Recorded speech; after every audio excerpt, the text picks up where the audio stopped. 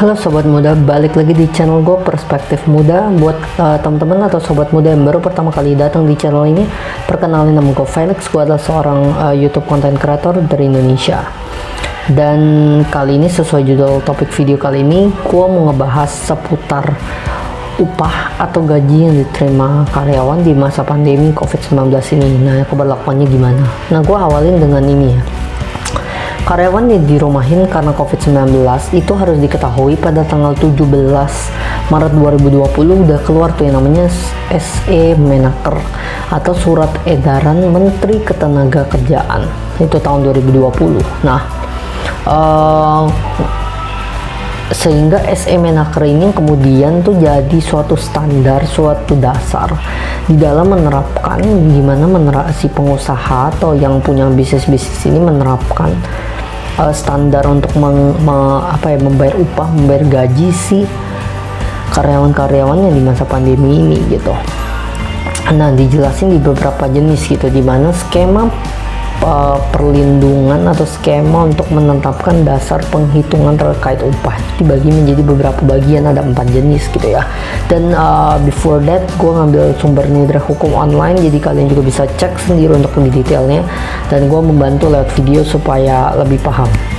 Yang pertama itu kalau misalnya pekerja atau buruh yang dikategorikan sebagai ODP atau orang dalam pemantauan COVID-19, dia tidak bisa masuk kerja paling lama 14 hari atau sesuai standar Kementerian Kesehatan, maka upahnya dibayarkan secara penuh. Jadi ODP dibayarkan secara penuh kalau maksimal 14 hari atau sesuai dengan standar Kementerian Kesehatan, tuh ODP dibayarkan secara penuh. Yang kedua, kalau pekerja atau buruh dikategorikan sebagai suspek ya, bukan ODP, suspek COVID-19 dan dikarantina atau diisolasi menurut keterangan dokter, maka seluruh upahnya dibayarkan secara penuh selama menjalankan karantina atau isolasi tersebut. Jadi ODP dibayarkan secara penuh. Kalau suspek itu kalau pada saat yang menjalankan karantina isolasi dia dibayar penuh. Jadi ada tambahan keterangan kalau dia menjalankan karantina atau isolasi baru dibayar penuh. Yang ketiga, kalau pekerja atau buruh nggak bisa masuk kerja karena sakit COVID-19, berarti dia udah positif COVID-19, itu dibuktikan ada keterangan dokternya, itu upahnya dibayarkan sesuai peraturan perundang-undangan gitu. Jadi yang pertama ODP dibayarkan secara penuh, suspek dibayarkan secara penuh pada saat dia di karantina atau dia diisolasi.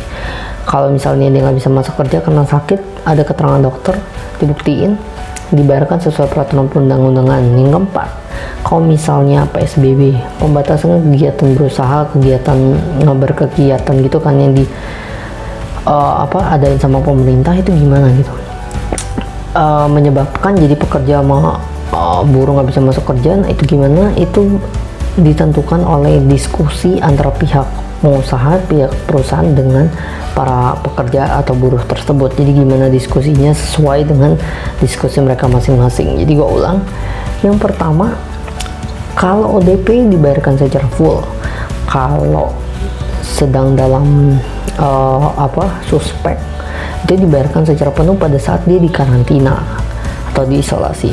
Kalau nggak bisa masuk kerja karena COVID-19, itu dibuktikan dengan keterangan dokter, oh ya benar dia COVID, upahnya dibayarkan secara peraturan undang-undang. Kalau misalnya PSBB akhirnya upahnya dia nggak bisa datang, nggak bisa kerja, gimana caranya?